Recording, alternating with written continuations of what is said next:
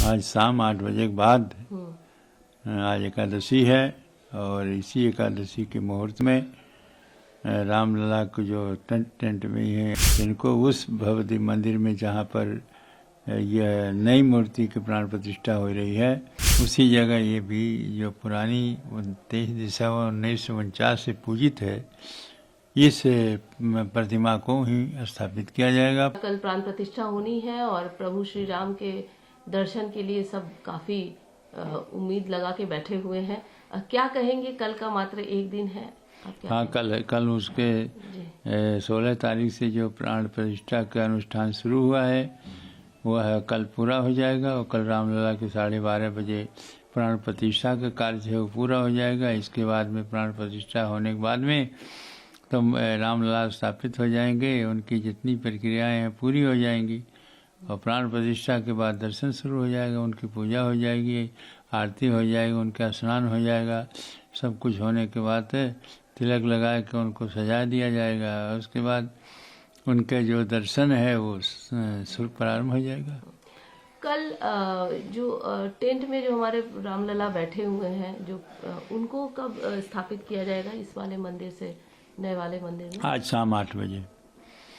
आज शाम 8 बजे के बाद आज एकादशी है और इसी एकादशी के मुहूर्त में रामलला को जो टेंट में है अस्थायी मंदिर में हैं इनको उस भगवती मंदिर में जहाँ पर यह नई मूर्ति की प्राण प्रतिष्ठा हो रही है उसी जगह ये भी जो पुरानी 23 दिसंबर 1949 से पूजित है इस प्रतिमा को ही स्थापित किया जाएगा। पूजा वही शुरू होगी। देखिए, पत्रम पुष्पम फलम तोयम जो भक्ता प्रयच्छति, पत्र पुष्प जो भी दिया जाए भगवान प्रेम के भूखे होंगे और किसी बस के भूखे नहीं होते हैं।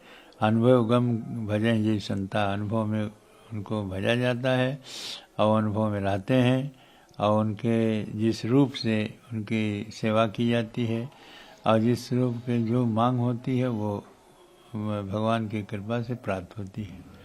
लेकिन कितना भावुक क्षण है आपके लिए, क्योंकि आपने तो बरसों का इंतजार किया और आप ही वो व्यक्ति हैं जो लगातार मुख्य पुजारी लगातार पूजा करते रहे, हर पल को देखा और आज प्रभु को उनकी जगह पर गर्भगृह में आप स्थापित करने जाएंगे। हाँ, तो ये बहुत प्रसन्नता की बात, बहुत आनंद की बात है।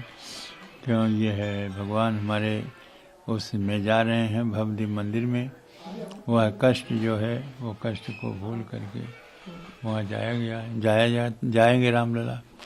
एक प्रश्न ये है, रामलला की मूर्ति स्थापित हो रही है, स्थापित हो चुकी है, पूजा पाठ होना है, लेकिन जिस तरीके से प्रश्न उठा रहे कांग्रेस के लीडर ने कई सारे प्रश्न उठाए।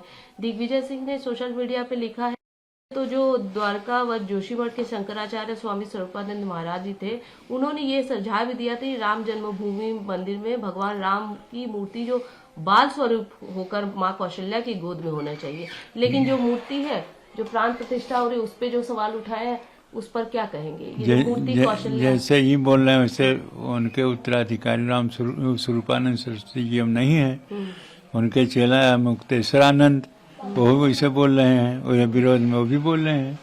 तो ऐसे लोग बोलने का क्या माने रखा जाए?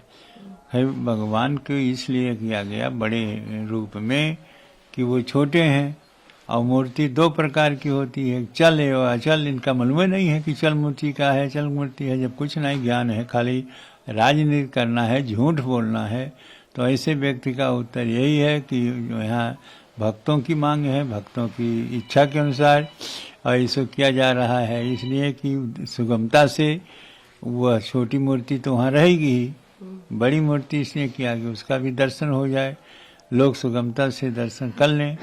और ये कह रहे हैं ना गोद में हो, गोद में तो पैदा हुआ थोड़ा छोटा सा बच्चा जब नहीं चल पाता तब वो होते हैं। हमारे तुलसीदास जी लिखे हैं कि कौशल्या जब बोलन जाई ठूंक ठूंक पर चल पर आई, तो दौड़ते हुए जा रहे हैं, चल रहे हैं, तो चलने वाली मूर्ति वहाँ स्थापित है जो हमारे शास्त्रों में वर्णित है। और उस दिव्यनाथ को जब नहीं ज्ञान है तो कहते हैं गोद में हो, गोद में तो पैदा हुआ बच्चा छोटा जब नहीं चल पाता तो गोद में है। और यहाँ तो वह स्थिति के 5 साल के बालक के रूप में स्थापित किया जा रहा है जो चलता है। और स्पष्ट लिखा है कि कौशल्या जब बोलन जाई ठुमुक ठुमुक पर चलें पर आई।